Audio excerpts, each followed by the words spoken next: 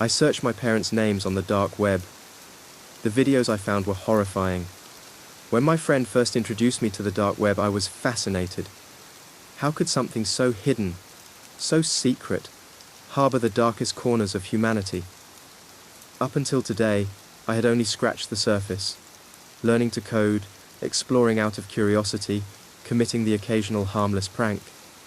But after what I saw today, I don't think I'll ever touch the dark web again. I first met my best friend Alex shortly after starting high school.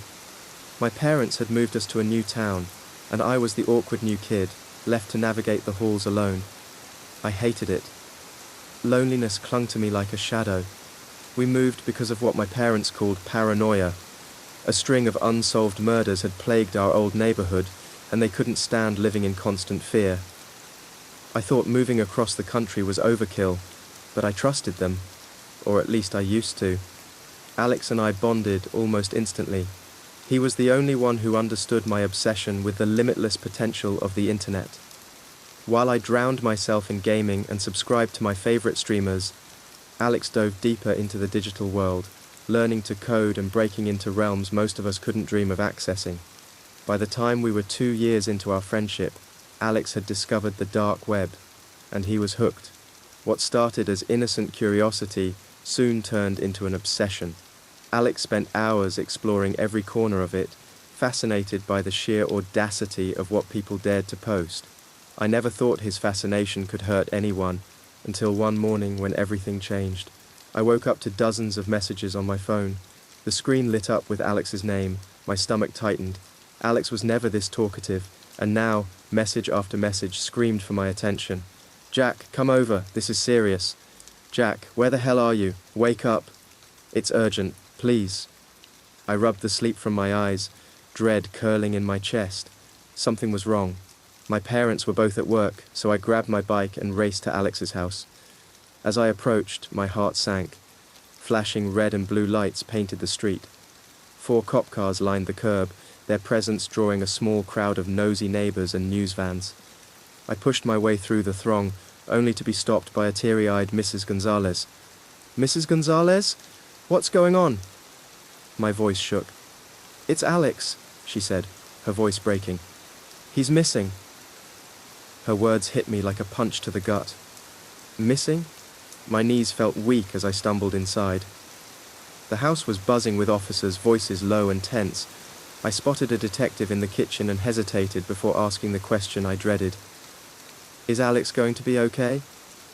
"Of course," the detective replied, his tone too calm, too rehearsed.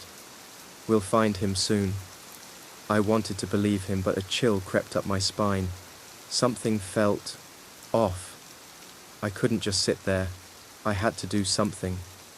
My hands trembled as I pulled out my phone and showed the detective Alex's frantic texts. "He messaged me this morning.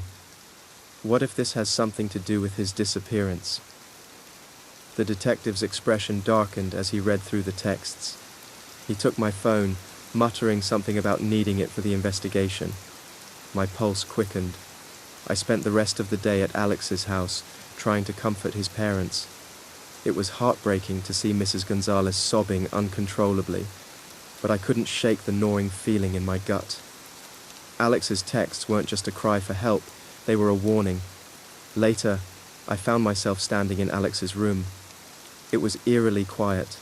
His computer screen glowed faintly, the monitor turned off. I hesitated before reaching for the power button. When the screen came to life, I froze.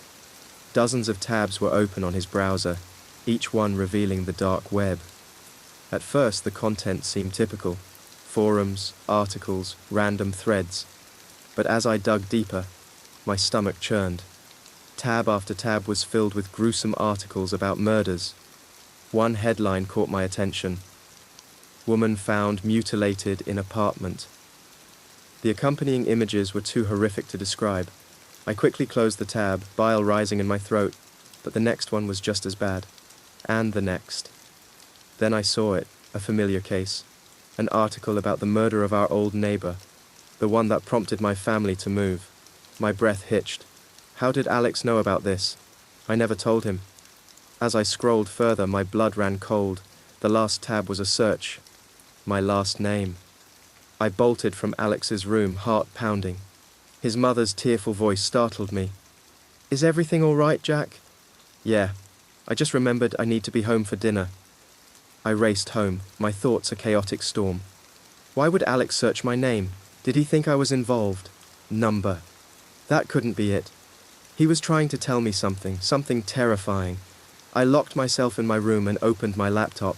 My hands trembled as I typed my last name into the search bar of my dark web browser. At first nothing happened, just a blank screen. I almost gave up when the page began to load. Slowly, horrifyingly, it revealed a list of videos. My heart pounded as I clicked on the first one. The screen flickered to life, showing a woman tied to a chair in a dimly lit basement. She screamed, thrashing against the restraints. My breath caught when two figures stepped into frame. It was my parents. My father held a knife, my mother a scalpel. They didn't hesitate. For 5 agonizing minutes, I watched in horror as they tortured the woman, her pleas for mercy echoing in my ears. Blood soaked the floor, and I couldn't look away. When the video ended, I stared at the screen, numb. My parents, they were murderers. I clicked on more videos, each one worse than the last. My parents' secret was out. This was why we moved. Not paranoia, but guilt. Then I saw it, a video uploaded today. Shaking, I clicked play. A man was tied to the chair this time, his face obscured by a sack. My parents walked into frame, and my father pulled the sack away. It was Alex.